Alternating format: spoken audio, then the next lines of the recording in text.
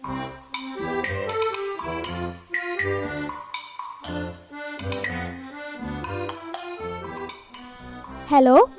അതെ, എന്താ?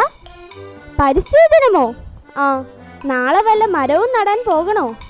അയ്യോ, എനിക്കിപ്പോൾ അതിനൊന്നും സമയമില്ല. ഈ പ്ലാസ്റ്റിക് ഒക്കെ എവിടെ കളയുമെന്ന് ആലോചിക്കുകയാണ് ഞാൻ. എന്തൊരു ദുർഗന്ധം! ഇതാര് ഇവിടെ മാലിന്യ കൂമ്പാരം ഉണ്ടാക്കിയതാണോ? അയ്യോ, ആരാത്? കുട്ടിച്ചാത്തനോ? എന്നെ ഉപദ്രവിക്കരുത്.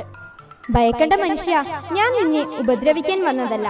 നിന്റെ ഈ പരിസരം കണ്ടപ്പോൾ ഒരു കാര്യത്തിനായി വന്നതാണ്. ഒരു പ്ലാസ്റ്റിക് ഭീകരനെ പരിചയപ്പെടുത്താൻ. പ്ലാസ്റ്റിക് ഭീകരനോ? അതാര്?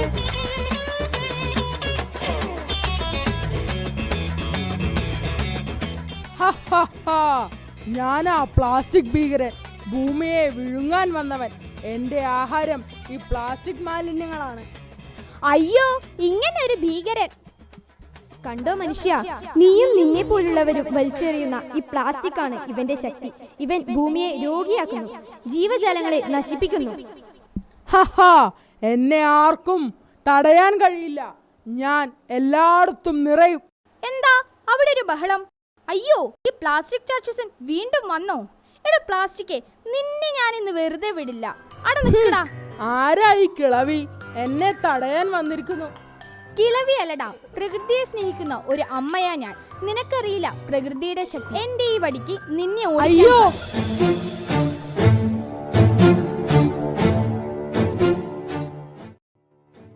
എനിക്ക് വയ്യ.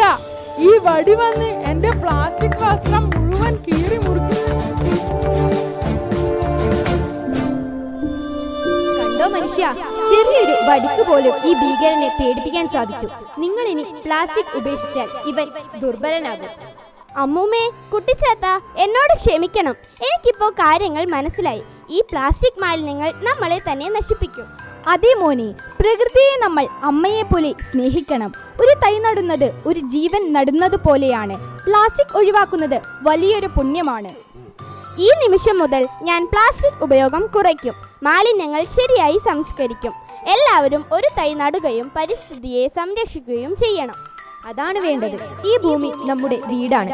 അതിനെ വൃത്തിയായി സൂക്ഷിക്കേണ്ടത് നമ്മുടെയെല്ലാം കടമയാണ്. അയ്യോ, എന്റെ ശക്തി കുറയുന്നു. ആരും എന്നെ വേണ്ടെന്ന് പറയുന്നു. കണ്ടോ, നമ്മുടെ പ്രകൃതി സ്നേഹത്തിനു മുന്നിൽ ഒരു ഭീകരനും നിലനിൽക്കാൻ കഴിയില്ല. നന്ദി അമ്മൂമ്മേ, നന്ദി കുട്ടിച്ചാത്ത, എന്നെ കാര്യങ്ങൾ മനസ്സിലാക്കി തന്നതിന്. ഇനി എല്ലാ പരിസ്ഥിതി ദിനവും ഞാനൊരു മരം നടും, പ്ലാസ്റ്റിക് ഒഴിവാക്കും.